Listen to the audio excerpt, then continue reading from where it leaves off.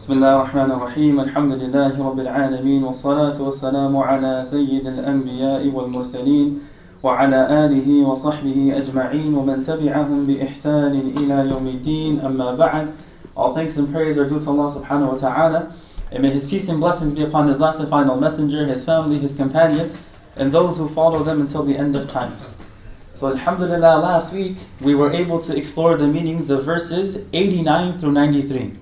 And inshallah tonight we'll cover the meanings of verses 94 to 97. Now just as a quick reminder, a quick review, in the last section of the surah, Allah subhanahu wa ta'ala very briefly reminded us about the story of Zakaria alayhi salam. And also his sincere dua to Allah subhanahu wa ta'ala to bless him with a child. Now despite the fact that he was extremely old, again some of the narrations mention he was 99 or perhaps 100 years old, and that his wife was also past childbearing age, despite the fact that all of these odds were against him, Allah subhanahu wa ta'ala accepted his dua and blessed him with a child who was also a prophet, Yahya alayhi salam. And we're also reminded about the story of Maryam alayhi salam and the miraculous birth of Isa alayhi salam. And Allah subhanahu wa ta'ala at the end also reminded us that Islam is and always was the way of life of humanity. That since the beginning of time, since the time of Adam alayhi salam, all the way until the last and final messenger Muhammad sallallahu alayhi wasallam, all the way until the end of times, the only religion according to Allah subhanahu wa ta'ala is that of Islam. And then Allah subhanahu wa ta'ala emphasized the importance of worshipping Allah subhanahu wa ta'ala alone without any partners, with sincerity and humility. And that's actually the foundation, the essence, the crux of every single messenger that was sent. So every single messenger, every single prophet, they came to guide humanity. And the foundational pillar of each of their messages was this call towards tawheed, was this call towards belief in the oneness of Allah subhanahu wa ta'ala and worshipping Him sincerely without associating any partners. As Allah subhanahu wa ta'ala says, إِنَّ هَذِهِ أُمَّتُكُمْ أُمَّةً وَاحِدَةً وَأَنَا رَبُّكُمْ فَاعْبُدُونَ. That indeed, this is your community and it is one community. Meaning the community of every single prophet and messenger is one. And I am your Lord, فَاعْبُدُونَ, so worship me. And then Allah subhanahu wa ta'ala concluded that section by reminding us about an absolute reality of life. And that absolute reality, that absolute certainty is every single human being will return to Allah subhanahu wa ta'ala. كُلٌّ إِلَيْنَا رَاجِعُونَ. That every single person will return to us. So He reminded us about the reality and certainty of life after death. That each and every single human being will be resurrected, brought back to life to stand before Allah subhanahu wa ta'ala, and will be held accountable for everything we said or did in the life of this world. And again, that's an absolute reality, that is an absolute certainty. On the Day of Judgment, we will be responsible and we will be subject to reward and punishment. So if we were righteous in this world, if we did good deeds, we did righteous deeds, we believed in Allah subhanahu wa ta'ala, then we will be rewarded beyond imagination. Allah subhanahu wa ta'ala will give us reward beyond any imagination. However, if we're the opposite, if we're sinful, if we're disobedient, then we're subject and we're liable, we're deserving of punishment. But the etiquette, the adab that the scholars use when describing this is that they don't use words of certainty. They never say that we will be punished or we will be, getting a lot of sin or whatever it may be.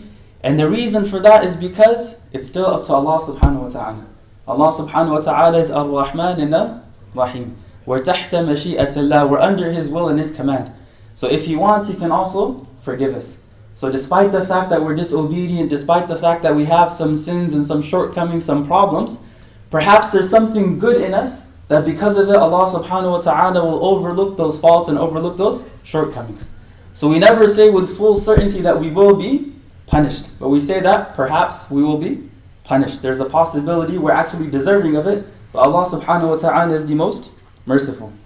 And that's why in the next verse, Allah subhanahu wa ta'ala informs us about what's known as the absolute principle of good deeds, or the law of good deeds and reward. That any good deed a person does with faith will be rewarded. And this is an absolute principle, this is a law of Allah subhanahu wa ta'ala. Whoever does any righteous deed, whatever it may be, along with faith and sincerity, it will be rewarded. So Allah subhanahu wa ta'ala tells us, فَمَنْ يَعْمَلْ مِنَ الصَّالِحَاتِ وَهُوَ مُؤْمِنٌ فَلَا كُفْرَانَ لِسَعْيِهِ وَإِنَّا لَهُ كَاتِبُونَ. So whoever does righteous deeds while he is a believer, no denial will there be for his effort, and indeed we of it are recorders. Alright, now in this verse again we're told that whoever does any righteous deed, whatever it may be, with faith, it will be recognized and it will be rewarded. So فَمَنْ يَعْمَلْ مِنَ الصَّالِحَاتِ. Now the commentators, the mufassirun, they mention that the word here, min, in the Arabic language, it's used for something known as tab'ir. It's known for, or it's used for the meaning of partition. So Allah subhanahu wa ta'ala is not saying those who do all of the righteous deeds, but He's saying those who do some righteous deeds. Min as-salihat. They do something that's righteous, whether it's praying, it's fasting, giving charity, being kind to others, being kind to your neighbors, whatever act of righteousness it may be. So it's not referring to every single righteous deeds, but some of them. And the reason for that is because no human being has the possibility or even the ability to do every single righteous deed there is. Even the Prophet ﷺ told us that we will never be able to do every single righteous deed. وَلَكِنْ قَارِبُ. But try. What our responsibility is to give our best effort, our best try, an honest effort. وَسَدِّدُ. And then remain steadfast upon it. But there's no doubt that none of us will be able to do every single righteous deed there is. So we as human beings were responsible, first and foremost, to fulfill our obligations to Allah subhanahu wa ta'ala. That's what we have to do. So anything that is a fard, anything that's an obligation, we have to fulfill it. There's no overlooking of that. And then secondly, what our responsibilities are to other human beings, those have to be fulfilled. And then when it comes to voluntary deeds, when it comes to extra good deeds, then whatever we can do, whatever possible, whatever is in our ability, will be accepted by Allah subhanahu wa ta'ala. But then He mentions a condition. وَهُوَ مُؤْمِنٌ. While he is a believer. And that's the main ingredient, that's the main thing. In order for our deeds to be accepted by Allah subhanahu wa ta'ala, in order for anyone's deeds to be accepted by Allah, they have to have faith. They have to have iman. Meaning they have faith in Allah subhanahu wa ta'ala, His messenger, and the last and final day. So if a person does good deeds and they have faith, فَلَا كُفْرَانَ لِسَعِيهِ. Then his efforts, his deeds will not be rejected. They will not be wasted. So the word kufran, it's in Arabic, it's known as a masdar. It's a verbal noun, and it comes from the Arabic verb kafara yakfuru. And that verb, it literally means to reject something, to deny, to not believe in something. And that's why a kafir is called a kafir. A non-believer is called a kafir because they're rejecting the truth, they're denying the truth, they're refusing to believe in Allah subhanahu wa ta'ala. So Allah subhanahu wa ta'ala is saying, فَلَا كُفْرَانَ لِسَعْيِ. His efforts, his hard work, his struggle, the good deeds, they will not be rejected. They will not be denied. They will not be turned away. Rather, they will be recognized and they will be rewarded. So meaning their righteous deeds, their praying, fasting, charity, recitation of the Quran, their dua, their dhikr, their kindness to others will be recognized and rewarded. And then Allah subhanahu wa ta'ala is giving us more confidence in that. وَإِنَّا لَهُ كَاتِبُونَ. And indeed we are recording it. Meaning Allah subhanahu wa ta'ala has assigned angels to record every single good deed that we do. So any statement that we say that is nice and pleasant and it causes happiness to another person is also a good deed. That's recorded. Any good deed that we do, it's recorded. When we have the intention to do a good deed, it's also recorded, even if we don't do it. So the angels, these scribes, are constantly recording our good deeds, even our niyat, even our intentions. However, at the same time, our bad deeds are also being recorded. But they're only recorded when we ourselves don't do istighfar or tawbah. So they don't write it right away. The angel, the scribe, does not write our bad deeds, our sins immediately. They wait until either we do istighfar or we do tawbah. And if we don't, then it is finally recorded. Alright, meaning Allah subhanahu wa ta'ala has ordered all of His righteous deeds to be written down and recorded in His book of deeds. So again, in this verse, Allah subhanahu wa ta'ala is telling us that whoever does any righteous deed, while their hearts are filled with faith in Allah, belief in His Messenger, certainty in the last day, then their efforts, their hard work will not be rejected. Rather, their hard work will be recognized and rewarded in full, and all of their righteous deeds are being recorded and written in the book of deeds. And because this message is so significant, because this message is so important, it's also mentioned in other places throughout the Quran. So for example, Allah subhanahu wa ta'ala tells us, إِنَّ الَّذِينَ آمَنُوا وَعَمِلُوا الصَّالِحَاتِ إِنَّا لَا نُضِيعُ أَجْرَ مَنْ أَحْسَنَ عَمَلًا. That indeed, those who have believed, إِنَّ الَّذِينَ آمَنُوا وَعَمِلُوا الصَّالِحَاتِ, and have done righteous deeds, إِنَّا لَا نُضِيعُ أَجْرَ مَنْ أَحْسَنَ عَمَلًا. We will not allow to be lost the reward of anyone who did righteous deeds. So this is a general principle. Usually speaking in the Quran, when righteous deeds are mentioned, it's always going to be associated with faith. آمَنُوا وَعَمِلُوا الصَّالِحَاتِ الْإِيمَانُ وَالْأَعْمَالُ الصَّالِحَةِ. They're always going together. And when they go together, then Allah subhanahu wa ta'ala is giving this guarantee that they will be rewarded. Similarly, Allah subhanahu wa ta'ala says in Surah Al-Isra, وَمَنْ أَرَادَ الْآخِرَةَ وَسَعَى لَهَا سَعْيَهَا وَهُوَ مُؤْمِنٌ فَأُولَٰئِكَ كَانَ سَعْيُهُمْ مَشْكُورًا. But whoever desires the hereafter and exerts the effort due to it while he is a believer, it is those whose effort is ever appreciated by Allah. وَمَنْ أَرَادَ الْآخِرَةَ. Whoever believes in life after death, whoever desires life after death, وَسَعَى لَهَا. And not only do they believe and desire in it, but they actually work for it. They work towards it. وَسَعْيَهَا وَهُوَ مُؤْمِنٌ. But while they are believers, فَأُولَٰئِكَ كَانَ سَعْيُهُمْ مَشْكُورًا. Then their efforts will be recognized, their efforts will be rewarded, and they will be thanked by Allah subhanahu wa ta'ala by being given reward. Now from these verses, we learn that the basis upon which our deeds are accepted are faith and righteousness. So acceptance is a very important concept in Islam. The acceptance of our deeds is an extremely important concept. And the scholars mention that in order for our deeds to be accepted, there's usually two conditions. The first is sincerity. Right? The first is ikhlas. Well, even before that, it's iman. Right? You have to have faith. If there's no faith, it doesn't matter how righteous, how pious you are, there's no reward with Allah subhanahu wa ta'ala in the akhirah. You might be rewarded here in this world, but not in the hereafter. So the first condition is faith, it's iman. The second condition is sincerity, it's ikhlas. That has to be done sincerely for the sake of Allah subhanahu wa ta'ala. And the third is that it has to be done in accordance to His teachings. It has to be done in accordance to the sunnah of the Prophet sallallahu alaihi wasallam. It has to be something that's done properly. And that's why it's so important, for example, to learn the rules and regulations regarding the different acts of worship. So we may be sincere, but perhaps we could be praying wrong. Right? We may be sincere, but perhaps we're making mistakes while fasting.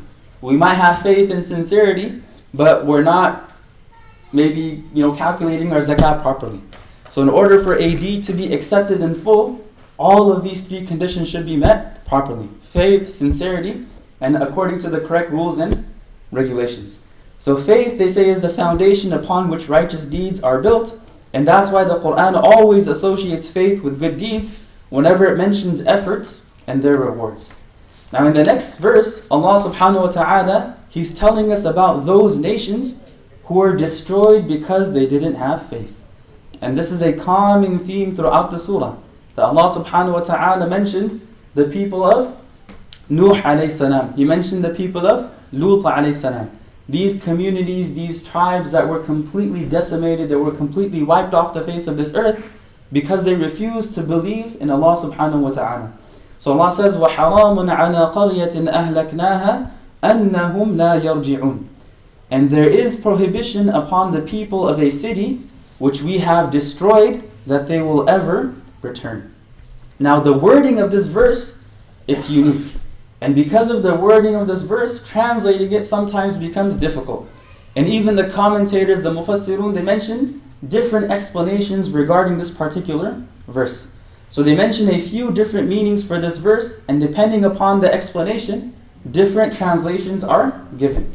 So one of the explanations is that once a nation has been punished in the life of this world by being completely destroyed, then without a doubt they will also return to Allah subhanahu wa ta'ala in their hereafter to be held accountable for their sins and acts of disobedience. Meaning, not only did they face punishment in the life of this world, but they're also going to face punishment in the akhirah, in the hereafter. So if this meaning is taken, then the verse is translated as, it is forbidden that any community we have ever destroyed should not return to us. And they say the reason why Allah subhanahu wa ta'ala is mentioning this is because some people can have the misunderstanding that if a nation has already been punished, if they've already been destroyed, then perhaps they're not going to be punished in the akhirah. So just to clarify it, Allah subhanahu wa ta'ala is saying, no, they face destruction and punishment in this life, and they will also face destruction and punishment in the life to come. So that's one of the explanations that's given. Another is that once a nation has been destroyed and completely wiped off the face of this earth, then it's impossible for them to come back. It is absolutely impossible for them to come back to the life of this world. Meaning they can't be given a second chance. They will not be given the second chance. And this meaning is expressed elsewhere in the Quran as well. That on the day of judgment, some individuals, some people, they will tell Allah that, oh Allah, give us one more chance. Send us back to the life of this world. And if you send us back, then we will have faith and we will do righteous deeds. But Allah subhanahu wa ta'ala is saying that is not possible. Once a person passes away and leaves this world, there's no coming back. Right? Us as human beings were only given one life. And that one life is our opportunity to earn eternal salvation. Once we leave this world, once we're gone, there is no coming back whatsoever. So they won't be given a second chance to come back and make up for their mistakes or shortcomings. So the door of repentance, the door of tawbah is closed after death, and it's no longer possible for them to make up for their sins by returning to this world and performing righteous deeds. They can't come back to this world, but they will be resurrected on the day of judgment. And that's why in the next verse, Allah subhanahu wa ta'ala gives us a scene from the day of resurrection, starting with one of its major signs. Allah subhanahu wa ta'ala says, حَتَّى إِذَا فُتِحَتْ يَأْجُوجُ وَمَأْجُوجُ وَهُمْ مِنْ كُلِّ حَدَبٍ يَنْسِلُونَ. Until when the dam of Ya'juj and Ma'juj has been opened, and they from every elevation descend. And what the verse means is, firstly, what the verse means is that these nations, these people who have been destroyed, they will not return to Allah subhanahu wa ta'ala for their ultimate and final judgment, which is on the day of resurrection, until the barrier that's holding Ya'juj and Ma'juj is opened up. So the last verse, it says they will not come back to Allah. Right? They're not going to return to Allah subhanahu wa ta'ala until this particular event takes place. And that event is the opening of the wall, it's the opening of the barrier of Ya'juj and Ma'juj. And once their barrier is opened and they're let loose, they will descend from every elevation. وَهُمْ مِنْ كُلِّ حَدَبٍ يَنْسِلُونَ. So Allah subhanahu wa ta'ala is painting a picture of people rushing down from mountaintops. Every point of elevation there will be these people running down and attacking humanity. So they'll be attacking humanity from every single corner and angle. They will come rushing down the mountains in huge groups like waves crashing down upon the people while destroying and killing every single thing in sight. So in this verse basically Allah subhanahu wa ta'ala, He's telling us about one of the signs of the day of judgment. Now there are multiple signs of the day of judgment that have been mentioned in the Quran and the hadith of the Prophet sallallahu alaihi wasallam. Some of these signs are considered to be minor, whereas others are considered to be major. And some of them will happen further away from the day of judgment. They will happen a long time before the day of judgment comes, while others will take place very close to the actual day of judgment. So for example, the Prophet sallallahu alaihi wasallam being appointed as the last and final messenger, him being given this crown of prophethood and messengership, it's one of the signs that the day of judgment is close. So just the fact that the Prophet ﷺ was given this responsibility as a prophet and messenger is one of the signs that the day of judgment has come near. And this is something that the Prophet ﷺ himself told us in a hadith. عن أنس رضي الله عنه قال قال رسول الله صلى الله عليه وسلم بُعِثْتُ أَنَا وَالسَّاعَةِ كَهَاتَيْنِ. That I and the hour have been sent like this. And then Sufyan, the narrator, says, وَضَمَّ السَّبَابَةَ وَالْوُسْطَى. And he connected between his index finger and his middle finger. So I and the hour have been sent like this. So the Prophet ﷺ is literally telling us that what? The fact that I have become as the Prophet is a sign that the day of judgment is now near. The day of judgment is close. Alright, now Hudayfa radiallahu anhu, he narrated that once the companions, they were sitting together in the middle of a discussion. And the Prophet ﷺ, he came out of one of his rooms and he saw them. So he asked them, what are you talking about? What is your discussion regarding? So they said, we're talking about the day of resurrection. So then the Prophet ﷺ said, indeed the hour will not come until you see 10 signs before it. Alright, the hour, as-sa'ah, will not be established, it will not come until you see 10 signs before it. So he mentioned the smoke, ad-dukhan. He mentioned ad-dajjal. He mentioned the beast, ad-dabba. The rising of the sun from the west. The return of Isa ibn Maryam. The escape of Ya'juj and Ma'juj. And then 3 landslides, 3 sinkholes, khusuf. Khasf. The one in the east, one in the west, and one in the Arabian Peninsula. At the end of which fire would burn forth from Yemen and would drive people to the place of their assembly. So this is a hadith that's recorded in Sahih Muslim. The vast majority of scholars agree that it is authentic. So they're saying that there will be 10 major signs before the day of judgment takes place. And 2 of the greatest, 2 of the most difficult trials, the most difficult fitnas this ummah will face before the day of judgment is the fitna of Dajjal and the fitna of Ya'juj and Ma'juj. And these are 2 of the major signs that are mentioned in this particular narration. So both of these are considered to be major signs of the day of judgment, and they're going to happen very close to one another. So first Dajjal is going to come and he's going to spread his mischief across the earth. And immediately after he's defeated, Allah subhanahu wa ta'ala is going to send Ya'juj and Ma'juj upon humanity. Now, as mentioned in Surah Al-Kahf, Ya'juj and Ma'juj, it's the name of a tribe of people who were known for their violence and plundering. So Ya'juj wa Ma'juj, it's the name of a nation, it's the name of a tribe. And there's a lot of speculation about who this tribe is or their geographical location, what their nationality is, where they're from. Obviously the Quran doesn't tell us, neither does the Hadith. So anything beyond that is just speculation, it's just conjecture. So we don't really know who they are, where they're from, where they're held. But what we do know is what the Quran tells us and what the Hadith tell us.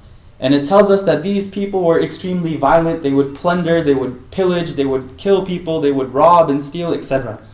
So when Dhul Qarnayn traveled the earth, the people of this specific town, they said that, Ya'juj and Ma'juj, they come and attack us.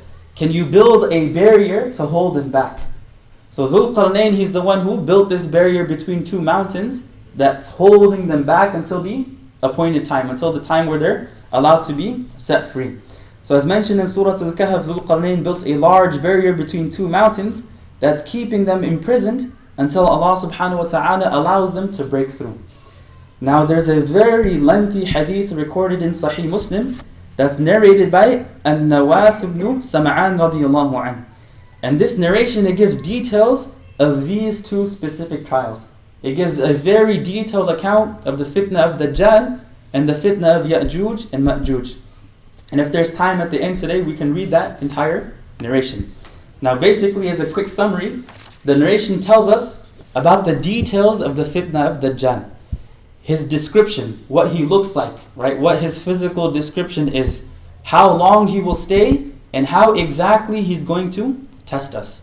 So the narration mentions he's going to stay in this world for a period of 40 days.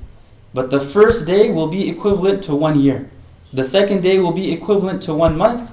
And the rest of the days will be like normal days.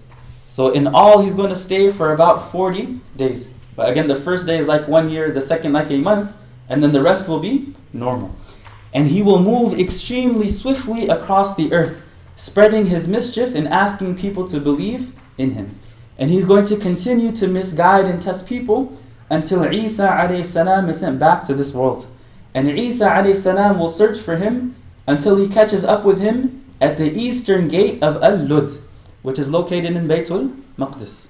Right? So there's a gate, it's still known by that name today.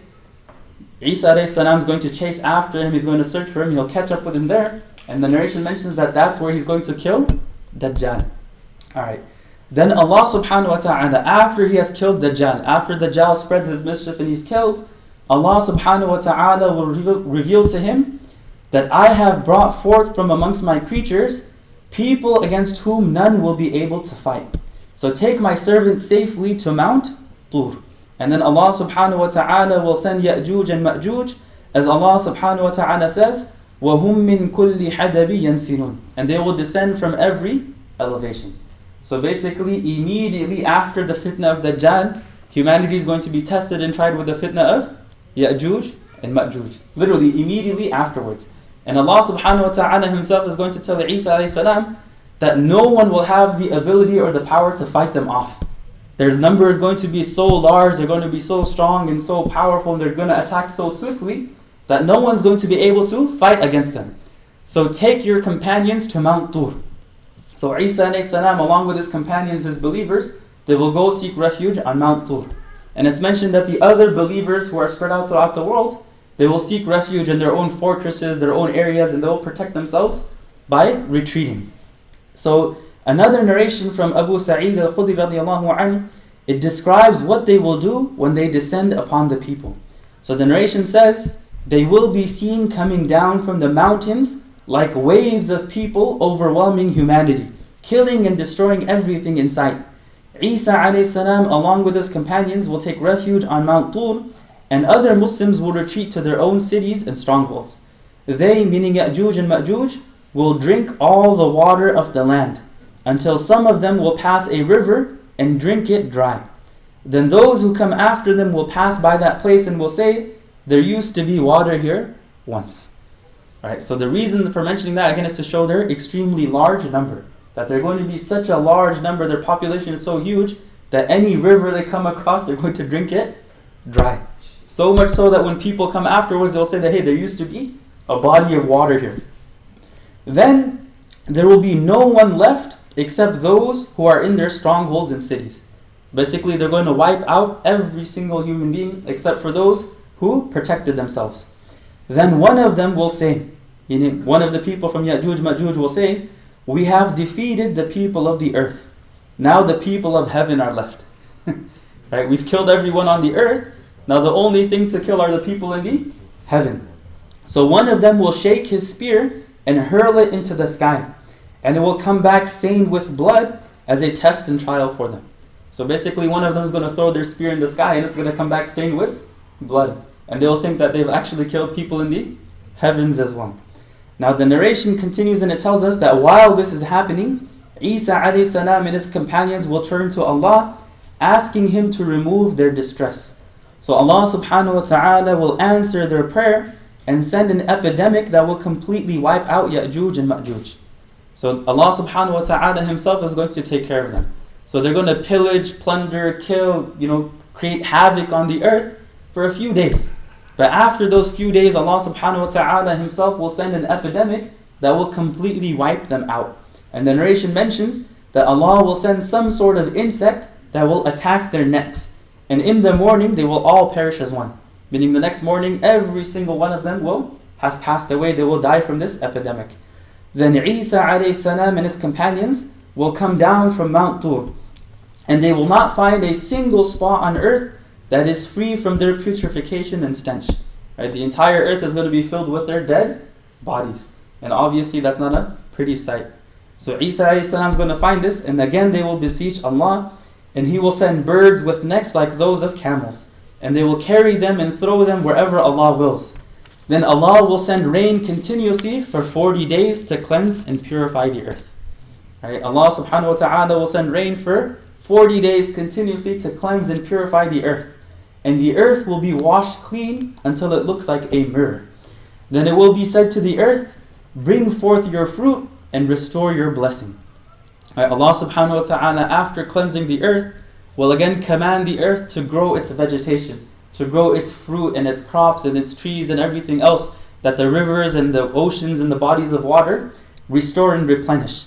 And on that day, a group of people will be able to eat from one pomegranate and seek shade under its skin. So Allah subhanahu wa ta'ala is going to create these amazing, large, unimaginable fruits. Right? The pomegranate will be so big that an entire nation can eat from it, and then they can seek shade under its peel, under its skin. And everything will be blessed. A camel will give so much milk that it will be sufficient for a whole group of people. A cow will give so much milk that it will be sufficient for a whole clan. A sheep will be sufficient for an entire household. And this period of extraordinary peace, protection, and blessing will last for 40 years. Alright, so the ummah is going to be tested with Dajjal. Extremely difficult trial. Then they'll be tested and tried with Ya'juj and Ma'juj, another extremely difficult trial. But after that, the entire world will be blessed with a period of peace and comfort and blessings for 40 years. But at that time, Allah will send a pleasant wind which will reach beneath the armpits and will take the soul of every single believer. So Allah subhanahu wa ta'ala, after 40 years, will take away the soul of every single believer. And the only people that will be left on the earth are the most evil of people, who will commit fornication like mules, and then the hour will come upon them. So basically these two things are the major signs right before the Day of Judgment. The fitna of Dajjal and the fitna of Ya'juj and Ma'juj. So right after those trials come, the Day of Judgment, the hour will be established. Now from other narrations we learn that Ya'juj and Ma'juj, they have already made a hole in their wall. Right? They have already dug a hole into their wall. So Zaynab bint Jahsh radiallahu anha, she narrated that once the Prophet ﷺ woke up from sleep saying, La ilaha illallah, waylun lil arabi min sharrin qad iqtarab. Woe to the Arabs, right? Woe to the Arabs, or there is destruction in store for Arabia because of turmoil which is at hand. Right? waylun lil arab min sharrin qad iqtarab. فتح اليوم من ردم يأجوج ومأجوج مثل هذه وعقد سفيان بيده عشرة. The Prophet ﷺ says that the barrier of Ya'juj and Ma'juj has opened so much.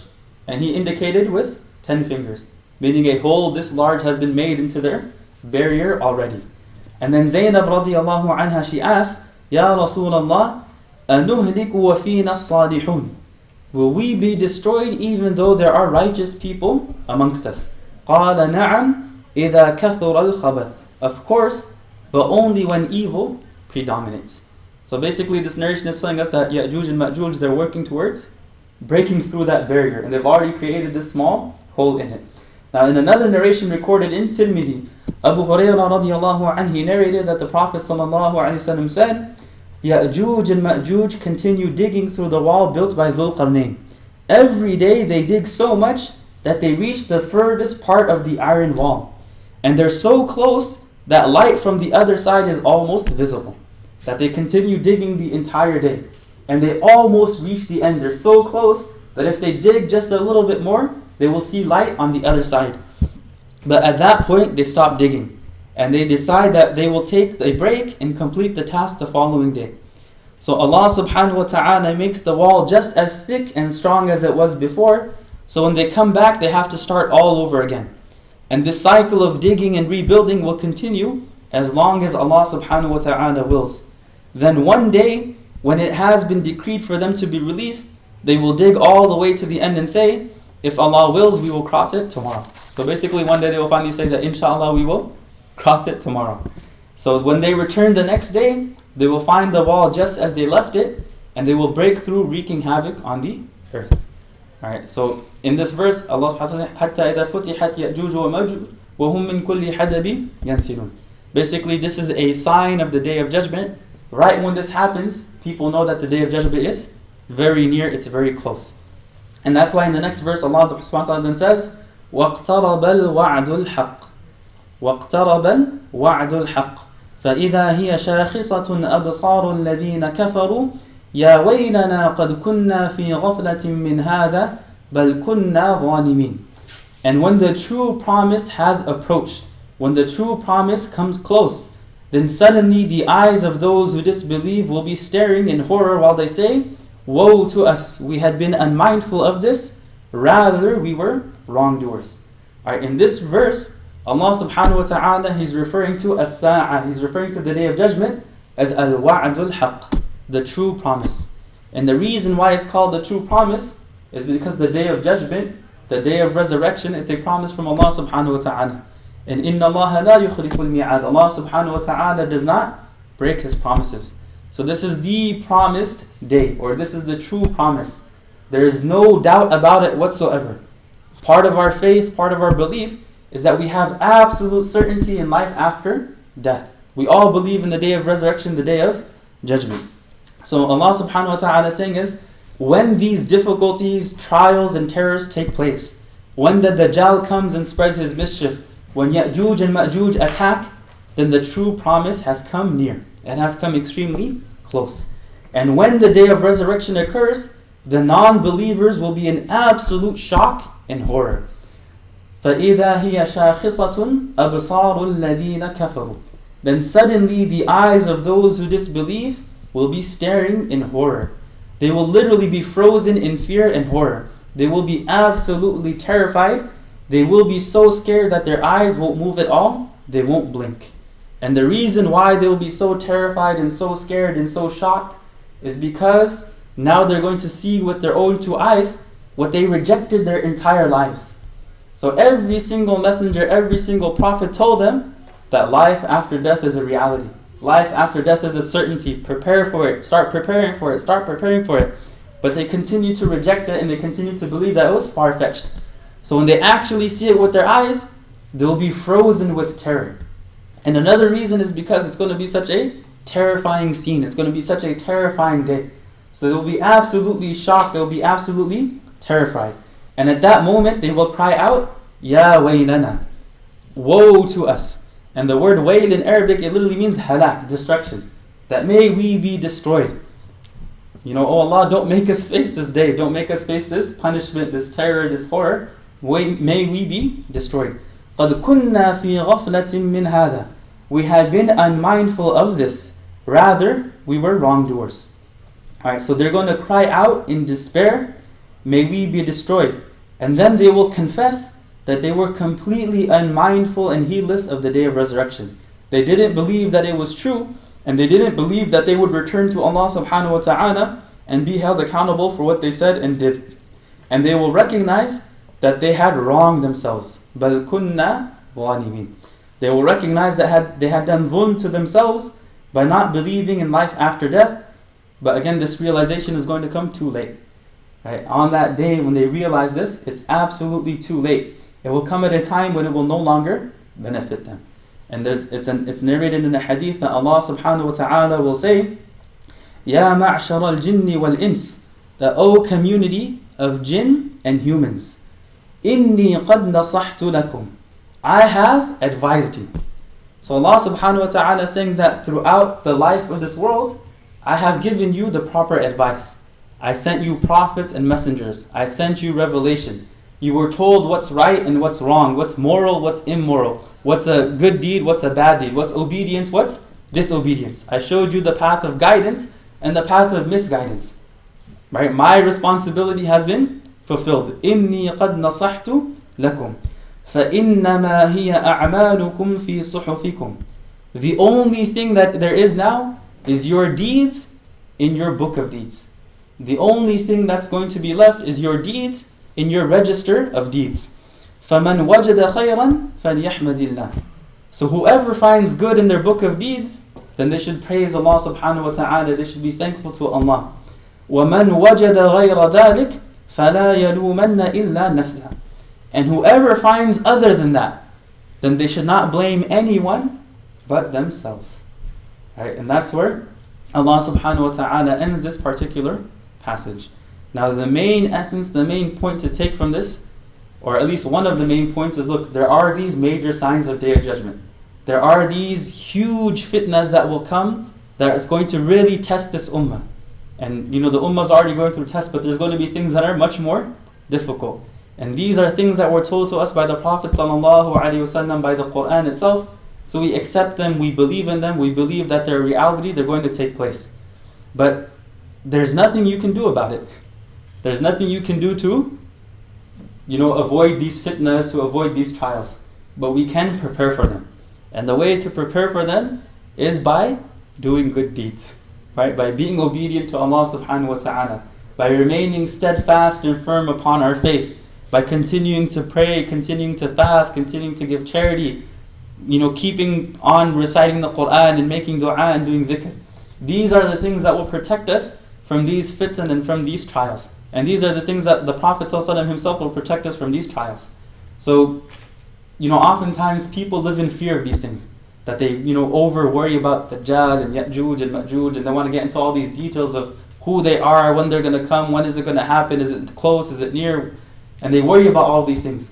But at the end of the day, none of these things make a difference. The only thing that matters is what Allah subhanahu wa ta'ala says, فَإِنَّمَا هِيَ أَعْمَالُكُمْ فِي صُحُفِكُمْ. The only thing that matters is your good deeds that's in your in your register of deeds. So that's the only thing that matters. But in addition to that, the Prophet ﷺ did tell us about ways that we can perhaps protect ourselves from the fitna of Dajjal. And that's mentioned in a few ahadith where the Prophet ﷺ said that whoever recites Surah Al-Kahf on Fridays will be protected from the fitna of Dajjal. Some narrations mention whoever recites the first 10 verses, some mention the last 10 verses, and other mention the entire surah. So if possible, the best thing to do is make that a habit. Right? On Fridays, just make it a part of your daily, weekly routine of reciting Surah Al-Kahf. Preferably the entire surah, if not, then at least the last 10 and the first 10 verses. But that should be a part of our daily routine. So again, Allah subhanahu wa ta'ala, He's told us that the foundation for every single thing we do in terms of acceptance is faith, sincerity, and that the deed be righteous. And at the end of the day, that's the only thing that matters. That's what we're responsible for. That's what Allah subhanahu wa ta'ala has placed on our shoulders. That it is our responsibility to make sure that we have faith, that we're sincere, and we give our best effort. We try our best. We try our best to pray 5 times a day. We try our best to be good to our parents and our neighbors and our children and whoever else it may be. We try our best to be generous. We try our best to have good akhlaq and good moral and good character. And if we try our best, then Allah, inshallah, Allah subhanahu wa ta'ala will accept it from us. And that's the main thing, is acceptance. So we ask Allah subhanahu wa ta'ala, inshallah, to accept all of us, to accept all of our good deeds. We ask Allah subhanahu wa ta'ala to keep us firm and steadfast upon our faith. And we ask Allah subhanahu wa ta'ala to protect us from these fitan, from these trials, from the trial of Dajjal, from the trial of Ya'juj and Ma'juj. And if we are to face these trials, we ask Allah subhanahu wa ta'ala to keep us steadfast, to keep us strong, and to protect us. And we ask Allah subhanahu wa ta'ala to bless us, to give us a proper and deep understanding of the Quran, to build our relationship with the Quran. And we ask Allah subhanahu wa ta'ala to accept this from us and place on our scale of good deeds on the day of judgment. Subhanallah bihamdihi, subhanakallah bihamdik, nashhadu an la ilaha illa anta, nastaghfiruka wa natubu ilayk. Any questions? I think part of the difficulty a lot of people have with speculation is the mistranslation of the barrier. A lot of times they've written from wall. And we tend to forget this is an army that no army, if you think about the armies that exist nowadays, no army would be able to face. A wall is not going to be able to hold it back. Yeah. And I think you mentioned the clue in one of the hadith that they will see the light. So obviously there's barriers completely covering them in some fashion. Either they're buried deep in the earth, or they're probably in a parallel world. Something. The world of the jinn. Yeah. Yeah. So it's not the wall, and I think that there's a lot of this so-called research. They were looking for the wall. It's like, they were thinking that the wall was like a wall, it's a Great Wall of China, or something like that. These walls couldn't even hold back the Mongols. Even some of the scholars in the past, they said that Ya'juj and Ma'juj was the Mongols. Yeah. Those opinions existed, but no one knows for sure. Yeah. It's all conjecture. And the Mongols have already existed, so obviously they were not. They were not the Ya'juj Ma'juj. Yeah. Alright, any other questions? Alright, so inshallah we'll continue with this next week. And inshallah next week we will complete the surah. Inshallah next week we will complete the surah. So subhanallah bihamdihi, subhanakallah bihamdik, nashhadu an la ilaha illa anta, astaghfiruka wa atubu ilayk.